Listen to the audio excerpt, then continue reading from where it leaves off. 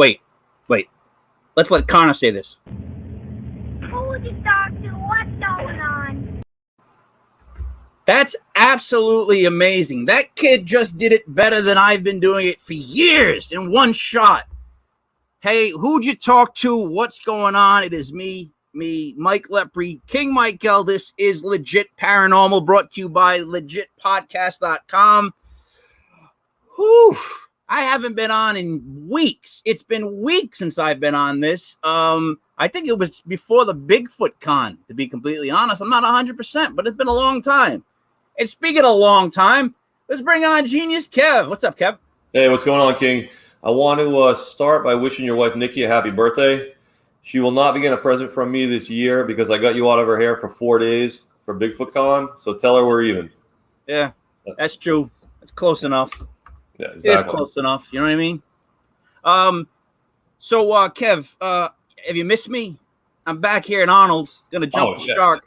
We missed you last week. I think Buddy and I did an admirable job, but your presence was definitely missed. Thanks. I can feel that warmness from you, Kev. And when you think of warmness, which is a kind of weird lead-in, you think of Buddy there. What's up, Buddy? Hey guys, how you doing? Hey, buddy. Back. It was a long hiatus without you. It was a good. We meshed through last week really good without you, but we're really happy to have you back. And a cheers to your wife. Happy birthday! I'm drinking a lovely beer from Warwick, Rhode Island, like taps, like from our guest tonight. Almost. It's a 9.0%. I Actually Exist is the name of the beer. It's fantastic. Cheers. What were you trying to hang up behind you that fell? It's a long story, Mike. Because that's either gray tape rolled up in a circle. It's black electrical tape. That nothing fucking down here. The moisture kills me. I try everything. Nothing works. We're gonna get this kid a background, like a presidential of me, like hanging like in my living room. Yeah, dude, I'm gonna get a picture painted for you, a mural. Yeah, me, like a president, like Christ like Almighty. It'd be classic. Right. I'm gonna let you do the introduction on this part. This is Satori and Cody. Go ahead, buddy. From Taps from Ghost Nation on the Travel Channel. Cody and Satori host. Welcome to the show, guys. Thank you for having us. This should be fun. Yeah, I know. I know. Right now, you guys are saying to each other, "We should have never done this. We should have never done this." That's cool. I get it. I get it. I do. I get it. But I'm glad to have you guys here. Thank you. So, I don't know if you've noticed, but everybody else we usually have on the show is old. Like they're older people. Okay. You guys, no, I'm being serious. You guys like the you guys are like the good-looking you guys should call yourselves the good-looking paranormal people, because people would go, yeah, I guess so. Yeah. Well, hopefully we'll bring a new generation into your show. There you go. You go. Get more proof for you. A couple of generations. Yeah. So listen, I saw you guys I was watching you guys on another podcast.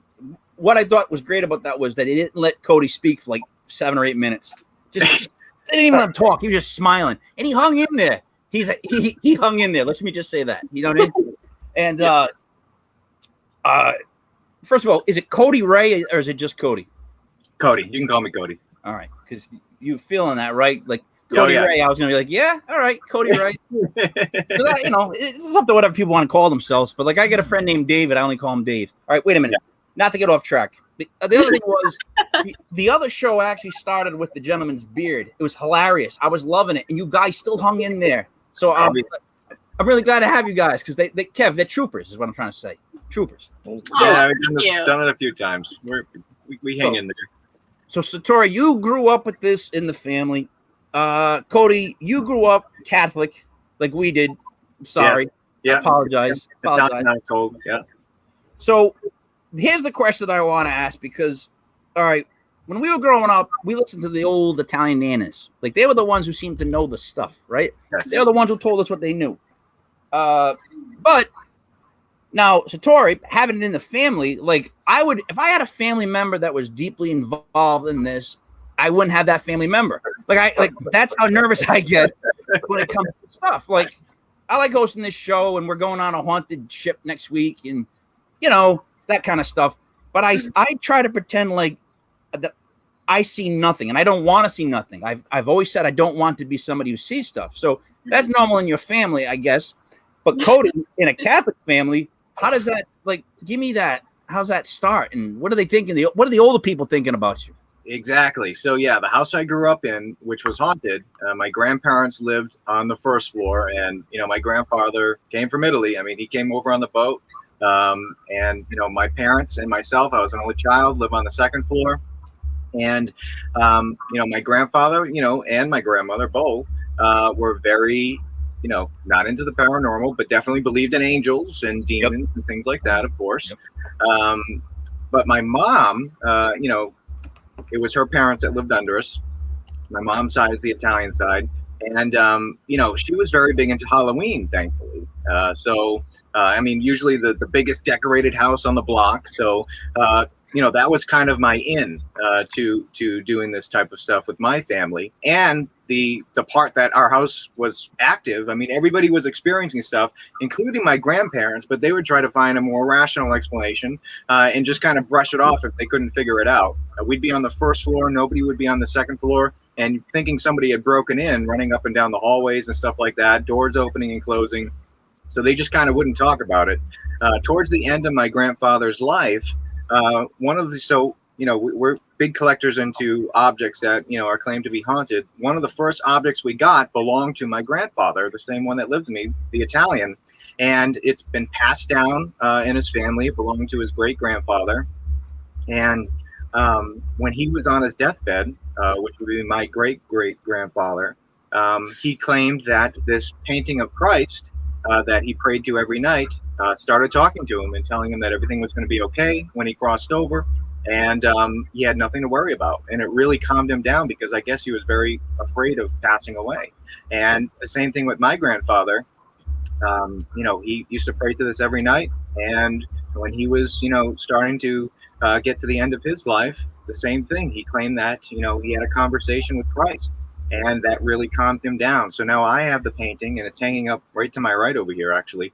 And that was, the closest thing that they would do talking about this type of stuff. But thankfully, before he died, he wasn't mad at me or anything. He just, we had different opinions on it, and, that's the way it was. So thankfully, my parents are okay with it now. My dad is still a little, on the edge. But, I'm doing this stuff every single day now. So they kind of have to, like it. Well, I hope the painting isn't talking to you, because it seems like once it starts, your days are numbered. So I hope, know, right? Nothing yet, thankfully. Couple things to extrapolate. Kev, Yes. that's that word's for you. Extrapolate. Kev likes to use the word extrapolate. extrapolate. One, I think we'd all be in agreement that there is nothing tougher than an Italian mom. I truly believe that they'll grind it out to the end. I remember did you ever see the baby Jesus painting that every Italian house had?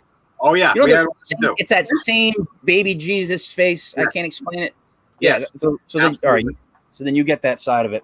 Did you ever hear of a mop bean? Oh yes. Yeah. Right. Yeah. Oh yeah. There you go, Kev. Oh yeah. Kid's a winner. Kev. That's a litmus test, right? That's your litmus test. So now, wait. Here's what I want to ask before we get to Satori. You guys said that you had an immediate connection and that you share an energy, correct? I think this is the first time somebody's actually come out about it. Yes, we do. It's something we don't really understand. Something that defies. Cody went to school for physics, and everything that we can do when we're together somehow defies the laws of those physics. At least of that we know. So it's something we can't really explain, but yes, we do. Yeah, listen, guys. So, I've been doing this for about 10 years now, right? And I've been investigating with Satori for probably about 5 now or so. And before I started investigating with Tori, we compare it. I mean, I'm sure Buddy would tell you, we compare it to fishing. You get a bite once in a while, and most of the time it's boring. I mean, you're in a pond with just a couple fish. And but when Satori and myself started working together, I think it's something just with the living energy. Maybe when two energies that really work together, like a battery, act like a battery. And it's like flipping on a light switch. And I've gotten the most activity that I've ever gotten while doing this when I'm with her, and other people notice it. I mean, it's not just us; other people can hear. It's like an stuff. Intelligent communication. Yeah, but But Cody, now for a guy who took physics, you got to understand if you guys ever split up, she's getting 75% of that ability. So you just laid it out there, my friend. Like, you know what I mean? You're in it for the long haul with this, right? You're going to be sharing this. I'm stuck. Satori, to you, like a volley to you. So explain growing up like this, and more so, explain. Did you get picked on for it? Yeah. Well, actually, I don't want to do a therapy session. I just want to hear what it was like being like. Kev, you want to add to that? No, what I was going to say is obviously we went through kind of Cody's background, probably similar to ours, where you believe this stuff exists, but you kind of shy away from it. Like you said, your grandparents were looking for rational explanations. And then you got Story, whose father is a founder of TAPS. So I cannot imagine growing up like that, like where I assume you were brought into it at a very young age, and it was all you accepted and all that. So maybe talk a little bit about how you grew up and the contrasts. And again, like King said, I want to hear if you get picked on. Like I want to hear if you owned up to it in front of other kids, and they were like, indignant. You're asking the real questions. Yes. So I did grow up in a household that was very used to this. I grew up in, obviously we always tried to find the logical explanation first, but we're always open to if there is something. Don't be afraid of it. You have to be open to it. You have to accept it. It doesn't mean you have to welcome it. It just means that you have to understand that this is here, and just kind of be respectful. So I grew up with that mindset. I always never threw away the possibility that something could be out there that maybe we don't understand. So yes, growing up with a ghost hunter as a father was a bit of a strange thing, especially before it kind of got into real pop culture. It was put into the light. So I guess you could say it was the equivalent of, let's say, career day. Everybody's like, oh, my dad's a firefighter. My dad's a doctor. And I'm like, my dad's a ghost hunter. So everybody looked at me like I had 7 heads, and they were maybe poked a little fun at it because it wasn't a big thing back then. They thought you were crazy if you mentioned seeing a ghost. So I did get picked on it a little bit just because it was very different for its time. But as I got older, I think everybody accepted it a little bit more. Did you ever use it to bully somebody? Like, oh, man, I'll just put a haunting on your house. That's what I'll do. That's what me and my dad will do. Now what? No, but I have before said, once or twice, I have before said, I'm like, you know what? If you have a ghost, we're not going to come help you then. So I've thrown that out there. I've never said anything like I'm going to get somebody to haunt you, but yes.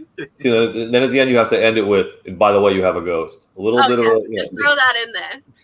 Yeah, I think that's what's terrified us the most doing this show is the idea that something can come home with you.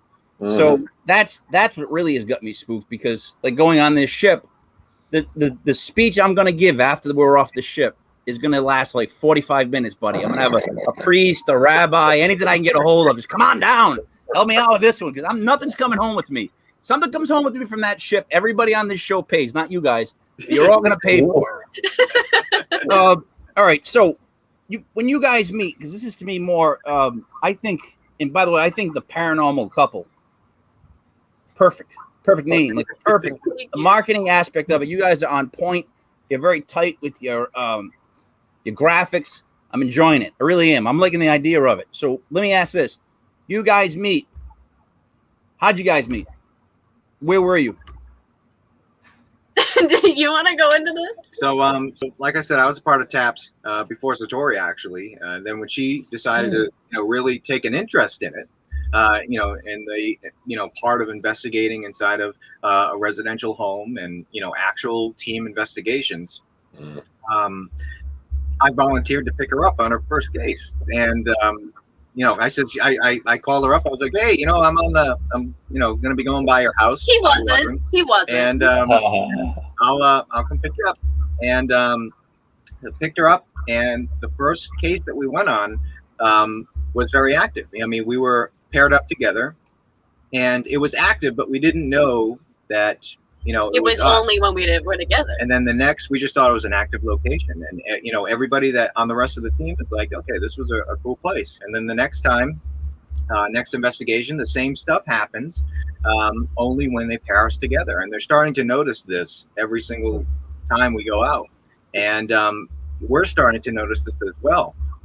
And then we started experimenting with it. And we kept this quiet for about 1.5 years. We didn't tell anybody because we thought it was very strange. I'm not a medium or a psychic. We don't call ourselves that. I can't, see things or hear things. It's just. But you can when we are together. Oh yeah, you'll hear the It's footsteps strange. walk right up to you. You'll hear it walk right up to you. It's the craziest thing that I've ever seen. It doesn't look good on camera because you're gonna say, wow, that looks fake, and it absolutely. I would think it's fake if I was watching it, but if you're there in person, it's like flipping on a light switch. We have no idea how it works. You're like a conduit, right? I guess so. I have no idea what to call it. Some sort of energy attractor. I don't know. No clue how it works. All right. But So wait a minute, Cody. You pick her up and you think, I'm gonna try to talk to her now. Satori, I know for a fact that when a girl meets a guy, she knows exactly right away, immediately, if he has any chance of any kind of like connection, right? So he's a good-looking guy, this kid, right? You get in the car with him. Was it then that you were like, all right, well, hey, all right, yeah, I'll get, I like this kid, or did it take a while to get to know him? Well, we clicked immediately, and I guess I knew from the beginning. I was like, he's a really great guy. He's great, and he has a good head on his shoulders. He's logical. I like this a lot. So I guess we clicked as friends right away, like from the second we said hi to each other.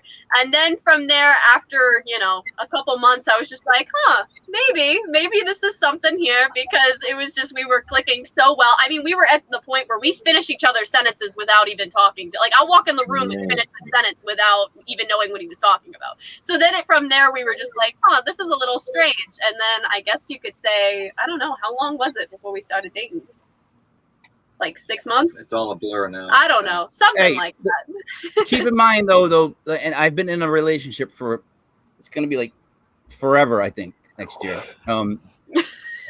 Finishing each other's sentences is only cute in like the first couple years.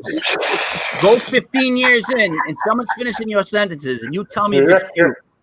Because Kev, I don't know if you want to lean in on that one, but you think it's cute if I finished your sentences? No, definitely not. Definitely not. All right, so okay, I want to switch gears because I want to ask you guys a kind of question about working together. So, you're both obviously relatively young. You pick her up, you do your first investigation, you have amazing results. Now, are you guys doing anything differently than the other people on the team? You know what I mean? Like, have you guys kind of figured something out, or is it more the connection between the two of you? Yeah, well, I'm still a very technical based investigator. I mean, I've always been. That's the way I started, and I still think I'll always be that, because I'm still the mystery of documenting something on black and white is still a very big interest to me. I love atmospheric readings and everything pertaining to physics of a haunting. I mean, I love recording that stuff. Satori is more of the metaphysical approach. She likes crystals and pendulums and stuff like that. Anything, even prayer cards, crosses, I will incorporate if I think any religion has some sort of play in what's going on the other side. So when we come together, we definitely balance each other off. As far as investigating goes, so TAPS is a very science-based organization. More fact-based organization, because this isn't proven science yet. So when we're going into a case, Satori and myself, if we start getting activity, that's wonderful. But that's just a personal experience on an investigation. That's what would be considered as a personal experience, depending on the type of information we start to get. On residential cases, we like to present stuff that that we just can't explain. I mean, what Satori and myself, the activity we get, we definitely can't explain. But showing that to our client is a little different than just us doing it on our free time, if that makes sense. I guess we figured out, in order to perfect the activity, we have found out when, like, let's say I touch his shoulder or I touch his hand or something, activity will really ramp up. It's just like some sort of battery power that just like amps up. It'll happen when I'm in the room with him, but it's more so if I was to just like do this and it just starts happening. So that's something that we've also figured out too, which we don't really know how to explain that side of it. And it's still fairly new. I mean, just a few years is still very new, at least to what we're experimenting with. And it's just different from case to case. And we still, as far as TAPS goes, we still stick to the foundation that TAPS was built on, but we do a lot of work outside of TAPS. And when we're doing that outside of work, outside of the organization, we definitely experiment with this on cases because, especially if people are open to, experimenting on that type of stuff, then we absolutely try it. And usually, they're just puzzled as we are, because we just can't explain it. We just can't. We've scared a lot of people, is what we're saying. Let me ask you guys this. What are we hearing? Like, because I ask everybody, what are we hearing? What are ghosts? Like, what are we hearing? Are we hearing different dimension? Are we hearing people that have not passed over? What are we hearing? Like, what do you guys think you're hearing? So we have, when we've done the connection thing that we can do, we've had a lot of people come through that maybe sound lost. They sound confused. That's when we kind of explain a lot of what's going on. We have also brought through a lot of family members who have passed on far before we were even, around, before we even knew we could do this. So it makes us wonder, are they coming from wherever they go and they come to this like in-between state? We are not sure. We're still kind of trying to theorize how this is even happening. I'm not one to just throw around things as facts, because we don't know. That's just the blank truth. Yeah. We don't know. Yeah, from the stuff that we've recorded and the stuff that we've experienced on investigations, it seems like a majority of the activity that people are experiencing is regular people that have passed on, and they're visiting something that they either really loved, like a house they maybe lived in, or an object that they loved, or a person that they missed, and they're just kind of checking in. They may not be there all the time. Some cases they are, and most cases they're not. We find that they just come and visit maybe around the holidays, or but a haunting, like something that's evil intent, something like a haunting, is that somebody that didn't pass over? Is that what that is? Like an asshole ghost, buddy? Asshole ghost. Yeah, we definitely come across them before. Yes, we've dealt with hauntings that we don't think are necessarily negative inhuman spirits, but just not nice people. Not a nice person at all. Yeah, yes, exactly. An asshole in life, an asshole in death, an asshole ghost. Exactly. Right. We've dealt with a lot of that. Right. And, right. But are the evil? You know what I'm trying to say? The evil ones. What are they? Like I have a hard time with this. Right? People go to there's that, I can't remember the name of that place. It's got the downstairs where all the kids died. Remember? Penhurst. Penhurst Asylum. Yeah. And I hear people talk about how, if they go someplace, they can talk and they can release a spirit. They can help a spirit pass on, right? There's people that say that. Look, we've been doing this show for about a year. We've talked to so many different type of people. I feel like we're getting this really associates class in the paranormal. Like, I just listen to everything everyone says. So they want to pass stuff on. People can pass things on. But then on the same note, I hear about tours being done where you can hear, little kids down in that basement. To me, those two don't add up, because if you could set free something, you'd go set free the kids, would you not? Mm-hmm. Exactly. And we found that a lot of these places, kind of want to keep their spirits around, which is upsetting to hear. And Satori, myself, I mean, we don't pay to go on stuff like that. We're busy enough, just trying to help people that are scared in their homes. But it seems like a lot of people like to use that type of stuff for tourists and stuff like that. I mean, of course, we do run events to help historical societies and things like that. I'm sure Buddy does the same thing, and which is great. I mean, because you're helping keep the history around. But it's a different story when you're in a location where if there's kids that are like stuffed or whatever you want to call it, and if somebody has the ability to pass people over and you're not letting them do that, then that's kind of not good. Selfish. Yeah, I guess you could say. Yeah, exactly. Very selfish. As far as the evil stuff goes, I would, out of hundreds of cases that we've done, literally hundreds of cases that we've done, we can count on one hand where we think that it was something maybe not of this world. We're not 100% sure, but something that, I have never seen before and kind of freaked me out. That was more negative? Yes, absolutely. The stuff is extremely rare. We have no idea what it is. I mean, every religion, we've made some amazing contacts with all the primary religions in the United States, because we deal with different families from different backgrounds, and everybody calls them something different. It all depends on your belief system. On what you call this, a demon, a dybbuk, whatever you want to call it, it's still something bad, and we have no idea what it is. Could it be a spirit that's just, like you said, an asshole spirit, like a really big asshole? Absolutely. We're not sure. But it definitely exists. But the good thing is it's extremely rare to come across something like that. 95%, 98% of the cases we run across is exactly what I said. Somebody that was living just like myself and you guys, and is just visiting a family member or something that they loved. Okay, so buddy, go ahead. I got a question. All right, so I want to go back to that. I've been holding on to this for a few minutes. Go back to the scientific side of things, being an investigator and whatnot. So, from a scientific point of view, as far as like the scientific method goes, any kind of story. Like you have experiences, I have experiences, very unique experiences. Some shared with other people, some not. Those don't count as far as science goes, right? None of that matters. What matters is like, do you think that it would be possible to go to somewhere like, say, the Payne House or Houghton Mansion or the Salem or any of these places around New England that's like super haunted, right, and do an experiment with one group of people, and another group of people could go in and repeat the same experiment? That's how science kind of proves itself by peer review. Do you think that would be possible? I think it would be possible if the other group follows the same guidelines as the first group.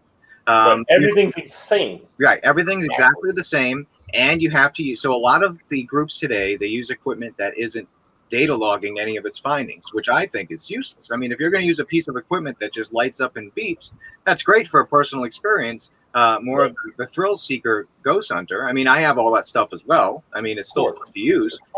But I tend to, at least when we're helping clients and trying to find answers and trying to get that black and white data, I tend to use only equipment that records its findings. And the atmosphere is a big thing that a lot of investigators miss. I mean, of course, a lot of the equipment documents temperature, right? And that's still a thing that a lot of people don't pay enough attention to. I mean, just having like barometric readings. People don't even barometric pressure. We've definitely found that when a spirit is around, at least in my opinion, 100%, when a spirit enters a room, the barometric pressure drops for some reason. Why? We have no idea. The humidity is a big thing that we need to watch. Temperature, absolutely. A lot of the equipment out there that does data log, it has more than one function. To get more, decimal point readings, we need to use equipment that only does one function each. And we need to record each of those. When you pile a bunch of stuff into one thing, the quality goes lower and lower the more things you have built into this one piece of equipment. So individual pieces of equipment that monitor the environment, data log every single one of its findings, including the natural EMF field as well as the man-made EMF field. And then you might be able to repeat a experiment if the spirit is there. I mean, if you have one group go in and the spirit's there, then you get evidence. If you have the next group goes in the next week and no spirit's there, then you don't. So it would have to be something that happens continuously on a scheduled basis to find a pattern. You know what I mean? You have to do it over and over again for a long time. You're making 100% sense. But here's the issue that we've learned about the paranormal community. See how you just said if everybody did it the same way. The next time I see different paranormal groups that like each other will be the first time I see paranormal groups like each other. Like nobody likes each other in this. I don't know if you want to call it a game, a business. Like no one wants to share information. Everyone else wants to get ahead of the next guy. Like, do you guys find that frustrating? And I mean, especially being young looking, that's a strike against you if it is an old curmudgeon and he just doesn't, want to share his tapes. You know what I'm trying to say? Yeah. No, yeah. The drama in the field is absolutely crazy. It's competitive. It is. You have adults acting like, teenagers and fighting over stupid stuff, which is unfortunate. I mean, we have come across the older generation investigators that don't want to share their findings and stuff like that. Which is upsetting. You have the investigators that want to keep a location all to themselves and not let anybody else investigate it, and try to document what's going on, which is unfortunate. It's frustrating because it should be more unified than what it is now. It's supposed to be a family. If you have information that somebody else doesn't, you spend the time to try to educate that individual, and nobody does that. And it's sad that nobody does that. It's supposed to be a community. It is. It's unfortunate, and I think because of that, we will never get the answers that everybody's trying to find. We might get a little closer, but we'll never find the answers, and maybe we're not supposed to know all the answers. But our main priority is just trying to calm the people down that are afraid. I mean, that's why the whole group was formed, just to try to calm them down. And usually just talking to them like we're talking right now fixes the situation, because you're only afraid of something that you're unknown of. I mean, if you don't know what's going on, something that you can't see is making noise, that's going to scare you. But as soon as we start talking and have a conversation and saying, maybe it's your loved one, maybe something's going on, then it calms down and it makes them kind of overthink everything and notice that nothing really bad has happened. Just a couple noises here. It's to help people, not to just try to make money or something. You're supposed to help people in this field. And I think a lot of people don't understand that. And I don't think a lot of people understand that as long as you're doing something you love for the right reason, it's okay to make money. Mm-hmm. That's the flip side of, no, I'm being serious. That's the flip side of this, because they're either like, nah, don't make money. But then when you make money, like, everybody wants to make money. If you can keep doing something that you love and it sustains itself, why would you not want to do that? So I have a tough time with that. And the competition, is ridiculous. Like, we've proposed one website to just keep a track of everybody's stuff.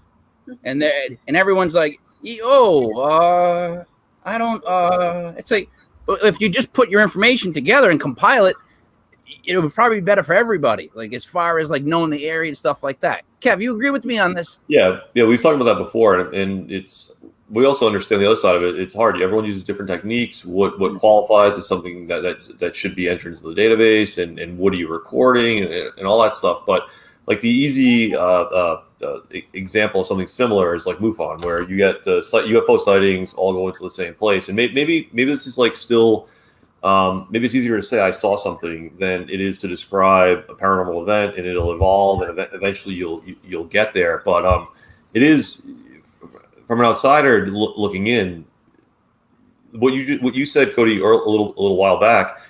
Very, very mature approach. You were basically describing scientific method. You and Buddy going back and forth. Like, if it's repeatable and the experiment and the spirit shows up and you both track the same things, now you've proven something. But it just doesn't seem like the community's ready to go there. No. What are they waiting for? What are they waiting for, though? How long are they going to wait on this one? Forever. Yeah, unfortunately. People have big heads, dude. That's what it's all about. Yeah, I mean, everybody wants to be the best. Everybody wants to be the one and only. Everybody wants to find that, the best piece of evidence, and be known for something in the field. And it's unfortunate. I mean, there are a lot of groups that love to work together. I mean, we have a lot of friends that do this, and we're happy to work with anybody that wants to work with us. But there are teams out there, unfortunately, that seem like they're in it for them and them only. They want to, they're the ones that put all the applications into all the TV shows to try, going on to tell their story and stuff like that. And that's the type of people they are. I mean, that's the way it is. And, it's that causes a big road bump and slows everything down because, there's been plenty of times where we've gone into cases, and I'm sure Buddy has as well, where you have to clean up after a team that was there a couple weeks prior because they've made the situation 10 times worse and, told the family that they have, 16 demons. They need to call They're going to kill your children, all that crazy. Yeah. A portal that's going to steal your soul. Like, we've heard that too. Like, stuff like that. And it's like, how do you know?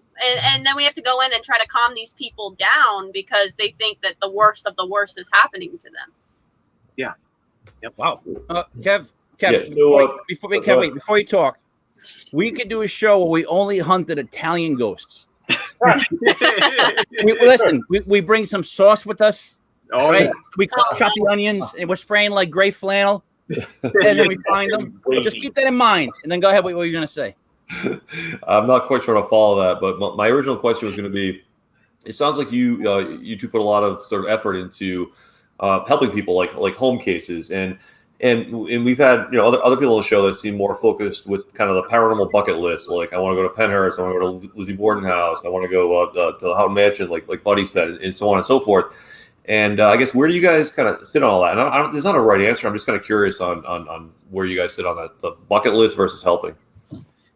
helping is first for us. If there's a case that we get contact, if like, let's say for example, we got asked to go to Penhurst, amazing, we'd love to go to Penhurst, but on the same day we're asked, hey, we have a case here in let's say like Attleboro or something, somewhere near us, and it's like, all right, there's children involved in this case and there's something going on. We put that first. That is instantly our first, because that's real people that need help. It's not just a facility that brings in ghost tours and investigators, and all the respect to those locations. We respect those locations highly and would love to go to them. But I guess you could just say we put real, like, I guess, private cases above anything. Take the kids out. For fun. Huh? Sorry, take the kids out. Would you still go? Yeah. There's no kids there. They're just people that, a couple of 40-year-olds, they thought they heard something. You're trying to tell me you wouldn't come with an excuse to go to the other place? I'd be like, let's go. I guess Come on. Really? Maybe my heart is just too big. Maybe anybody that needs help, I try to put it above myself. And maybe that's my downfall. Cody, I can tell when you're telling the truth or not, and you've been telling me the truth so far. Is she telling the truth right now? I mean, come on. Would you convince her to go? If it's just a couple, who cares? Let's say Buddy answers the door. Look at this. Where is Buddy? honestly, guys, the residential cases sometimes are even better than these like renowned haunted spots. You'll find sometimes way more energy and way more spiritual activity in these little houses in the middle of nowhere. These people that you don't even know. Mm-hmm. It's just incredible. Some of the stories that you learn and you I don't know. Is that because you're meant to be there? Kind of bit of history, Buddy, but is that because you're meant to be there? At that point, like when you make the decision, you go there and you get that reaction. I don't know. Isn't that kind of based on the fact that maybe you were meant to go there? Maybe. Everything happens for a reason. So do you guys kind of believe in that theory too? Maybe. I think so. I think there's been definitely things that are way beyond coincidence. I think that, which sounds, kind of crazy from somebody that, went to school for physics and stuff. But I definitely think that, we've experienced things that, it's just way too, things happen way too much. I'm someone for patterns, and, there's been things that happened in pattern that seem, way beyond what we know. Wait, I know. Satori has something, Kev, because when I asked the question, her eyes went up in the air like this to do that thing where you recollect. So go ahead. Well, I was just going to say things have happened. I know a lot of people don't believe in everything happens for a reason or things like that. A lot of people are more logical based. But personally, I guess it's just me. Some things have happened to Cody, to me, that has just been so coincidental. It makes you wonder how we've gotten here. Like, Cody, he's a leukemia survivor. He's gone through so many things. He's had experiences that has made him get more interested in the other side, made him want to search for the answers out there. If that hadn't have happened, would he have ever gotten into the paranormal as much as he had? Would he have met me through it? It makes me wonder how these things happen. No, I agree with that one. Yeah, I agree with that one. I mean, there's a what the heck? Buddy, you get the weirdest strawberry shortcake. That was a good story. Joe was talking about that. Buddy should remember. I'm sorry. Can I just throw this in? By all means. You just interrupted. We were in a residential apartment. We were in a second floor. We were in this bedroom. We were talking to this woman about all the spiritual activity that was going on with her house. She was terrified. She's like, I went out and I bought this nightlight, and it was strawberry shortcake from like the 1980s. And she was holding a light, and it was a lamp. And we go and we're talking, and an EVP. Third, fourth voice comes through. Strawberry shortcake, clear as day. It just freaked me out. But yeah, that's like, I guess that's what Joe was. Why would a ghost mention strawberry shortcake? Because we had just been talking about it. Hungry. And they wanted us to know. Maybe, hey, what if the ghost went blueberry muffin? What would you have done then? Gotten the butter out, Mike. I don't know. You don't remember the characters, do you? Never mind. I'm way past you. I actually do, which is sad. Yeah, blueberry muffin. Oh, that was her friend. Blue one. She was blue. Yeah, blue hair. That's hence the name, blueberry muffin. Guys, go ahead, Kev. You guys, I want to ask one more question because I want to get into the object stuff because that terrifies me. I think it terrifies Mike also. But before we move on, I haven't heard of a lot of other sort of couples with the kind of connection and, obviously besides the Warrens, but like other couples that are kind of have the abilities that you guys possess. Is it, are you looking to kind of figure out how to maybe magnify the effects, make it more powerful? Is it so rare we're not going to find another one? But I really haven't heard of it, so I'm kind of curious. We would try anything that anybody would want us to if they thought that it could help, maybe cause a situation to become better, maybe magnify it a little bit. We would try anything if anybody had any ideas. Many people have asked us, do you know of anybody else that can do exactly what you can do? Because some of the stuff we do, it's intelligent communication that you can hear also. You hear them walk around, you hear them talk. And it's things like that that makes people wonder. And we tell them, we're like, if we don't know of anybody else that has ever come forward that can do exactly what we can do, but if somebody says they can, we want to meet them. We want to see what they can do. And we would love to know that there's more people that can do exactly what we can do. Maybe help us better understand what's wrong. Yeah, I don't know.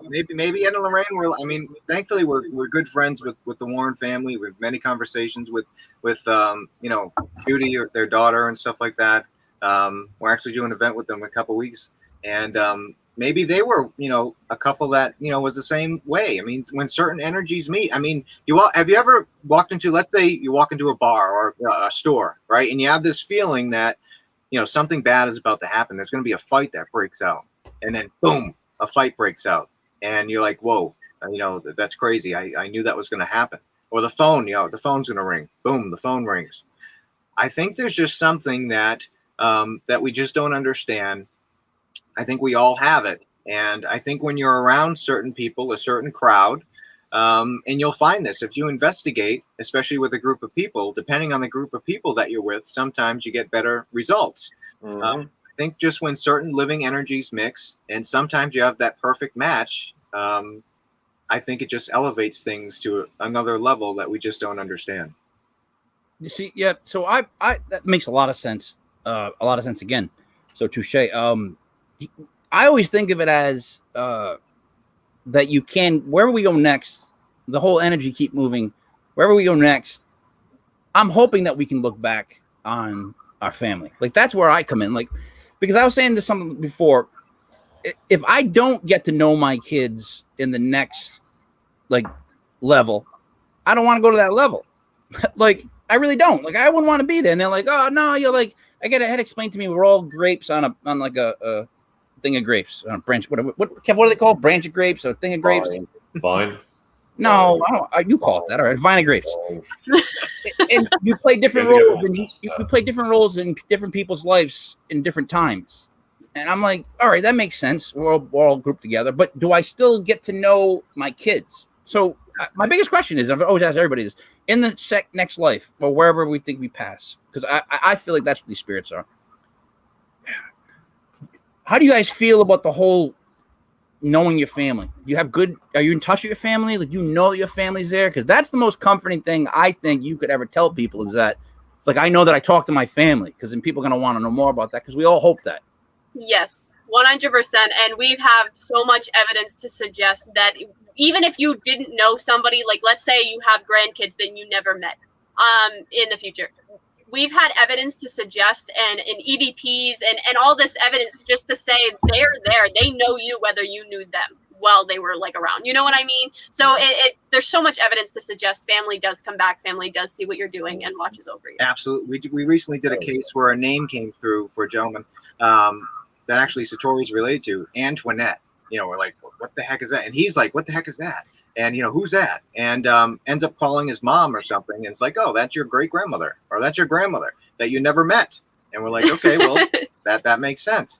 For me personally, 100%. After the whole cancer thing, and I died twice. I was brought back both times. One time bigger than the other.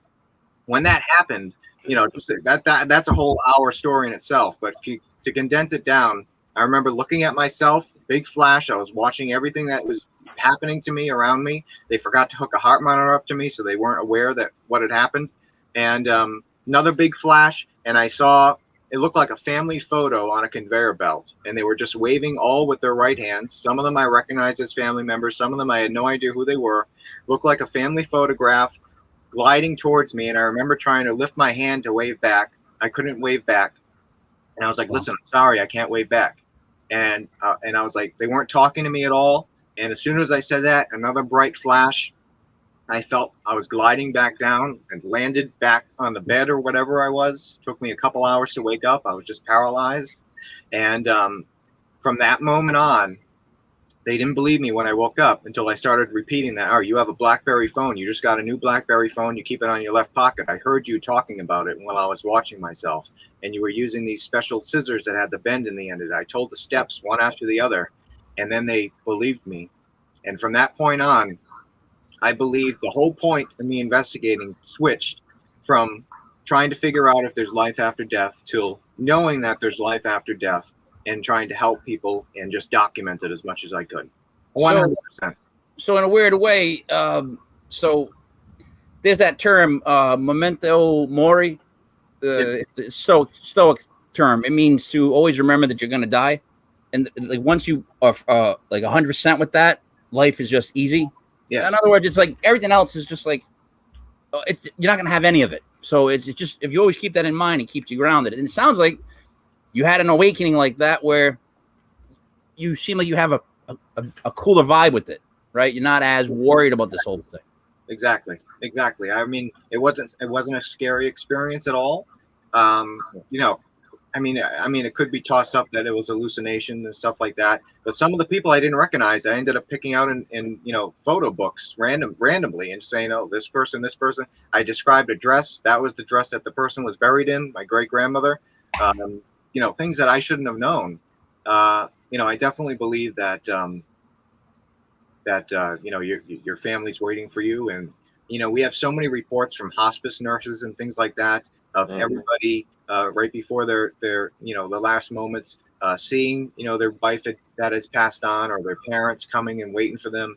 We have a lot of reports of people reaching up and trying to hold people's hands, and you just look at them and they're just reaching up. My grandfather did that, and he said his mother was waiting for him. There's just so many reports, and it's not just one or two, it's hundreds, it may be thousands of reports of people experiencing the same exact things. So absolutely your family's waiting for you, in my opinion. That's the best. So, all right, just traveling, you have a traveling scares the crap out of me show. Well, because we had a gentleman on here. He found this. Here's the story. It's like my friend had this doll. He called me up and he's like, "Hey, it's haunted. Do you want this doll?" And I'm like, "Yeah." So the minute he said that, me and Kev were already tuned out because why would you go pick up a haunted doll from a friend? It doesn't even make sense. But all right, so he's got this doll and had a noose on its neck, I guess, to keep in the what was it, the haunting or whatever it was. No. What? So what do you? What? I show up to this traveling thing. Yeah. Uh-huh. What am I seeing? What is this? 90% of the objects that we have been given to us by people who have been terrified, have dealt with hauntings that they feel are attached to this object, things like that. 10% is objects that we have obtained or have been given to us for the sole purpose of possible energy attachment from the situation they were involved in, or from the individual that had it in life. You're going to see, if you were to come into our museum, you'd see a lot of objects from different religions. You'd see a lot of objects from different tribes all around the world. We have objects from Africa, South America, China, things like that. We also have big footprints from around the world. World that have been cast, and people that have thought they have seen a Bigfoot print. Just kind of some of the craziest things you never would have thought have been haunted also, that people have felt are haunted. We do admit that not all of our objects have proven their claims at all. Some of them may never prove their claims. But we do have quite a few objects that have proven their claims. Right. And I would say a good 80% of the stuff is just something, like I mentioned before, something that somebody really loved in life. Think of all the things you love right now. Maybe your parents gifted you something that you really like, and once you pass on, maybe you want to check in on it and see how it's doing and stuff like that. We don't have like people's rings and stuff like that. Mainly, dolls is the big thing, and I think Hollywood had a big influence on that for sure. We have tons of dolls that people have sent us. We get a box in the mail pretty much every week that contains a doll. We don't think it's haunted, though. We don't think it's haunted. A lot of it's not. Select few have proven their claims when we weren't ready for it, but a lot of them we have not had at least proven their claims yet. But my big thing, like we were talking about earlier with this whole case study stuff, is to do a case study. When people come and visit, we have stations where you write down what you're feeling, and you maybe after time, you should see a pattern. Maybe everybody's feeling the same emotion when they're around this object. And that's the black and white part of it. We can document what people are feeling, hopefully see a pattern over time. And we have objects that we believe have an attachment, like Cody said, somebody just checking in on it. And then we have a select few objects which we do believe are an object possession. And what that is when a spirit finds no reason to go anywhere else, but they have attached themselves to this doll and kind of use it as a physical conduit to interact with our dimension, our physical plane. So that means they'll move around, they'll interact with our environment through this object, things like that. But that's a select few. So you get a box in the mail, shows up at your house, you pop it open, what do? There's a couple of dolls in there. Like seriously, what are the steps you go through to figure out, do you want it, do you not? Are we going to put it in the museum? Are we terrified of it? How does it work?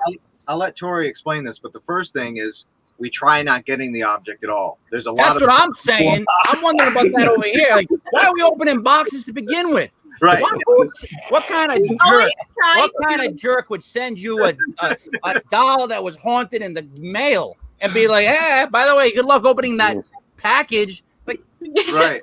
Well, we always talk to them first, and the first thing we do is try to give them advice to, better coexist with this object, better handle it without destroying it, because we don't like when people try to destroy objects, because that may make the situation. We always try to give advice. Maybe quarantine the object away from your home and keep a journal to see what's going on. If they feel that they need to get rid of it, we always give them a place to send it to, or we will meet up in person at a safe location in public. Somebody may not be mentally all there and it just may be in their head. Then if they really need to get rid of this object just to feel comfortable, we will take the object off their hands and quarantine it in our museum away from everything else to see how it interacts, and then slowly incorporate it to the museum. Why?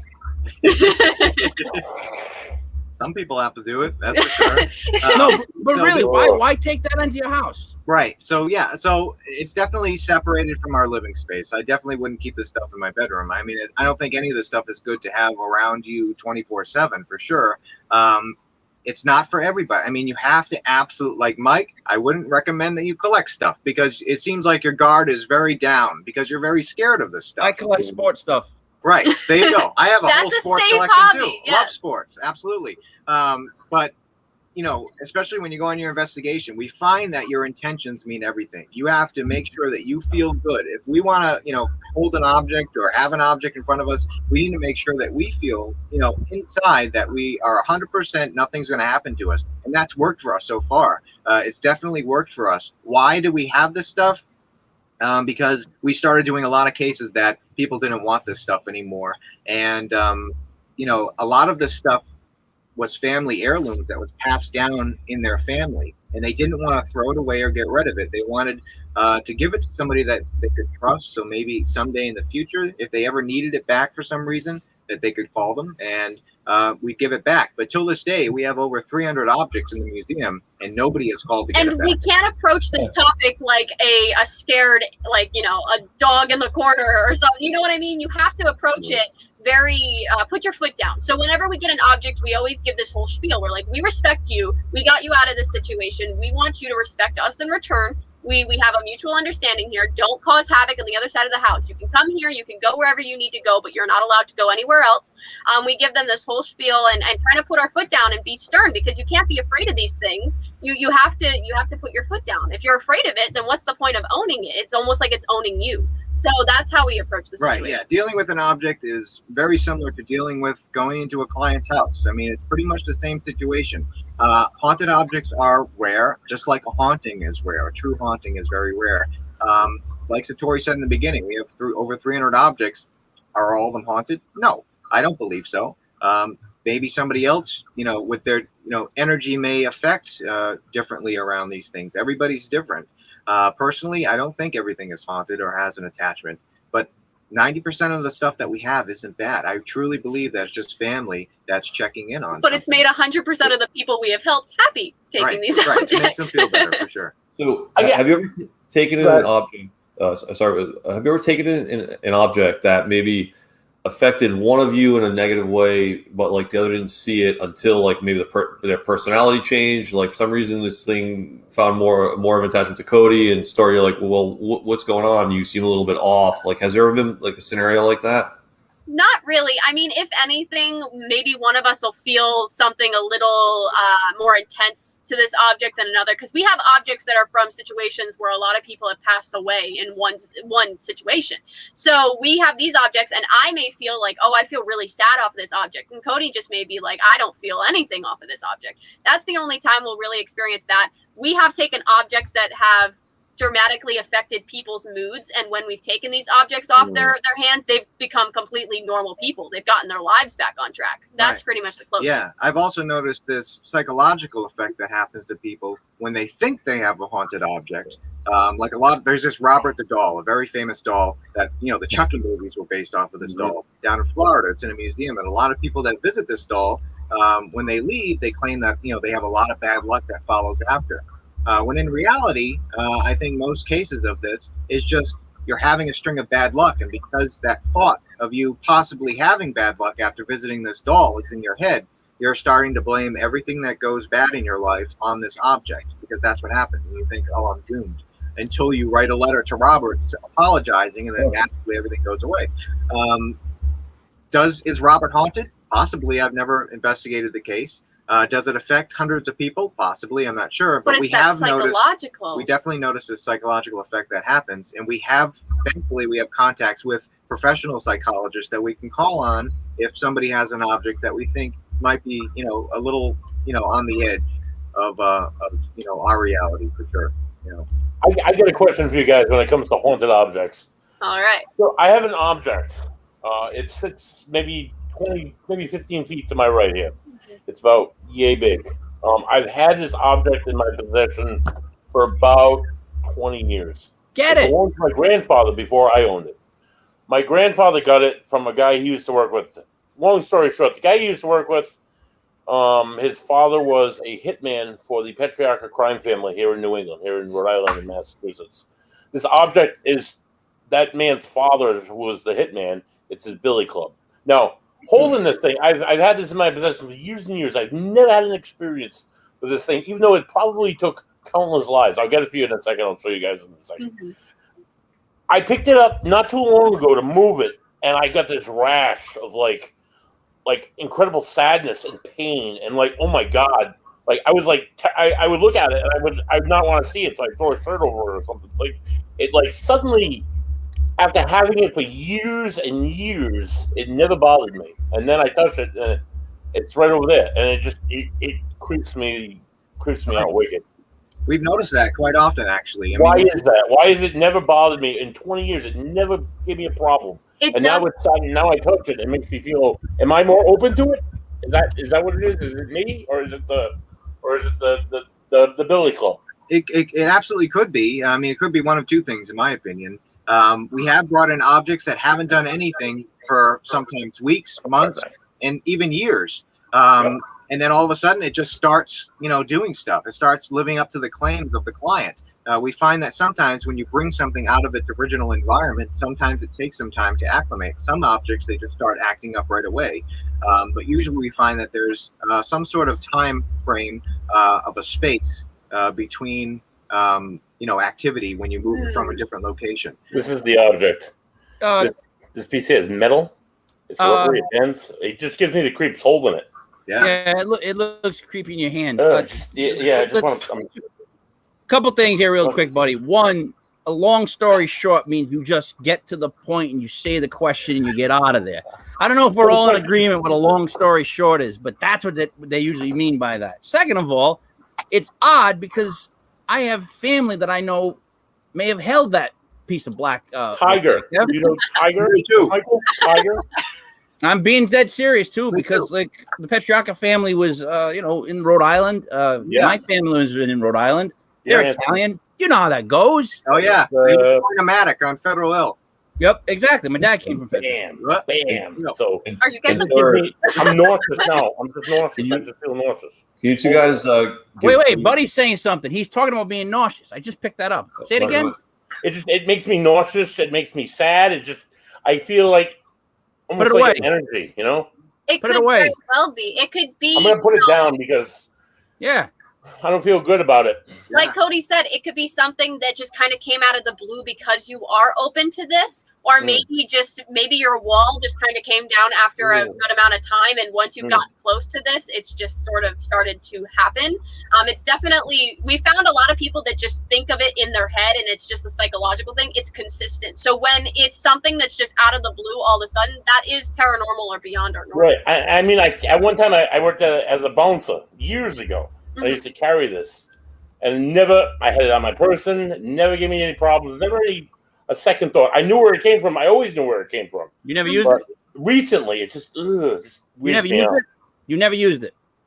Never had to use it, no. A bouncer from Rhode Island didn't have to use it. You didn't use it. Mike, I get two good fists. Those I don't need a weapon. All right, then. We're going that route. All right. Guys, what's upcoming for you? Like, what give us some websites, some stuff like that. Sure. Well, our first big museum event of the fall. I have over 150 objects there. It's a touring exhibit, very immersive with different scenes and stuff. If you ever been to like the Titanic traveling exhibit, very similar. We're going to try our best. Immerses you into the environment. That's the weekend of September 18th. That's coming up. We also do a ton of events. If you go to paranormalcouple.com, click on the events page, or theparanormalcouple.com, it leads you to the same place. Click on the events page, and we have a whole bunch of virtual stuff that's coming up that's sponsored by different libraries across the country. You don't have to live in the same area to attend. You can live anywhere in the world, and as long as there's still room on the sign-up sheet, they're all free. You can sign up and check it out. We have a couple events happening at some locations that we filmed Ghost Nation episodes. One in Connecticut that's coming up next weekend, I believe, and there's still a couple spots. Usually those sell out every week, so there's still a couple spots for that. And just check out paranormalcouple.com or go to our Facebook page, Paranormal Couples Haunted Museum, and all the information would be on there. Guys, lastly, so what TV show are you guys into, or what else do you do to get away from this, like when you need a break? Because you must need a break, right? It seems like your personal life is involved with this, so what do you do? My life is this. Yeah. This is a majority of things. Of course, I love sports, and on the side, I do a lot of voiceover work. I used to do I used to be the public address announcer at Fenway Park. Do a lot of the big events and Comic-Con and stuff like that. So I also do that on the side, and I do a lot of voiceover work, from home. That's my used to be my main job. I kind of do it on the side now, and from stuff all over the world, from commercials and stuff like that. And of course, I still love watching the Red Sox and sports and stuff like that. So I definitely am a balanced person when it comes to paranormal and the outside life, for sure. So Satori, it sounds like you need a hobby. Well, I guess on the side, if we're asking about our side hobbies, I am an artist. Yeah. I am a self-taught artist. And if you went and looked at my Facebook or my Instagram, Satori_Hawes on my Instagram, I post a lot of my art on there. That's pretty much my other hobby besides kind of this. I've noticed artistic, or even especially musicians, there's a lot that go towards the paranormal field. Mm-hmm. Yes. There is. Kev, thoughts? Yeah. No, it's I think it's more like being in touch with the right side of your brain, being more intuitive, all that kind of stuff. It seems to kind of manifest itself. It's great to see you two, because we were talking before the show, and you got Cody, who's the technology, physics, like that kind of background, technology, and you got Story, who just seems to be more on the intuitive side, and that's probably why you connect. Yep, that's it. We balance each other, which is good. Buddy, anything else? Great show, guys. Thanks for coming on. I had some good beers. There's great stories and stuff. And tune in next week. We have on Keith Johnson. We'll be talking about New England vampire legends. Should be a good time. Are we going to do that next? Oh, yeah, we're going Saturday. I keep forgetting. We're going Saturday. We'll do that Sunday. If you guys aren't too paranormal hungover, we're going to do another show on Sunday. We're going on the. You guys, they've heard of. They've had it. Yeah, Salem, SS Salem. Have you heard of that? Yes, we've been. Yeah. You guys are going not too long from now, aren't you? You guys are going soon, right? Yeah. We have we're doing we're guests at one of the Paracons. It's happening in, I think, the beginning of the year. So great location. Yeah, great location. We've investigated it many times, and anything we should look for? Anything cool? Well, I mean, it's believed to have that little girl that's near the mess hall there, and I believe I've recorded her voice before. And most of our activity, if you go down, there's this like bunker section where there's a bunch of beds and stuff like that and cots, and go down there because we've gotten a lot of activity. Yeah. Nice. See, now, do you guys also believe that somebody may have that ability, but does their best to block it out completely? Like, because I talk to like my dad who's passed, any grandparents, and I'm like, look, just block everything away from me. I want to be able to walk in my own little dome where I have my life issues, my own problems. Keep all this stuff. I don't want to see it. So, you guys believe that I can carry that with me onto this ship, or am I in for something that I don't want to do? Good. If you are closed off and you are very determined to have your intention closed off to the paranormal, it will work. It will Thank work. you. Yeah, your intentions are everything. If you're open to something, then you're open to it. So intentions are everything. Now, am I going to ruin it for everybody else? No, probably. No. Sorry. No, they always come and talk. I don't. Kev, I mean, do you really want to hear something? Yeah, I do. I look at the way I characterize myself is like I'm like the bachelor party, bachelorette party, like paranormal level. That's what I want. Go on the boat, feel something, hear something, and then leave it there, and then come back and and talk to people like you guys to get a lot more kind of in-depth experience. But I don't want to look out of my corner of my eye and see a shadow figure go by. I don't want that. So you only want the good stuff, Right. I heard there's a dog. I heard there's a dog that walks around on that boat. I have heard that. Well, just remember, if you do experience anything on the ship, then most likely it's something good. I mean, it's somebody that the ship was used, as a hospital ship. So there was just a lot of people that when Maybe they were on lost. the ship, it wasn't the best time in their life. And if there is somebody there, I'm sure they come out just to say hello and say hi. I'm sure they're used to having people come on. I don't think there's any like demons or anything bad on the ship. And I'm sure they'd love to talk to you, Mike. Maybe they get the lottery numbers. That'd be great. Yeah, that'd be awesome. All right, guys, thank you so much for being on. It was a pleasure. It really was. Absolutely. I honestly think what you guys have going is for the right reasons, and it's a great idea. So the concept of it, what you're doing with it, and just your approach is, I think, great. Like, and I wish everybody would share stuff because, you know what I mean? Like, I think it'd be better for the whole community, and I think it'd just be better to finally get this. Like, because I didn't know anything about this up until about 9 months ago, 10 months ago. But you're the booker. You're the one who knows this. January. I don't know sports. But it's become very, very informational, and I appreciate this stuff about the family too. So, any last words? Thank you. Thank you for having us on. And I think we could have went for hours and hours if we wanted to. Yeah, we could have. So for Satori and Cody, for Buddy, and for the genius Kev, this is me, Mike Lepre. Thank you for watching Legit Paranormal. We will be broadcasting from the ship next Saturday. Oh boy. See you then, and thank you for watching.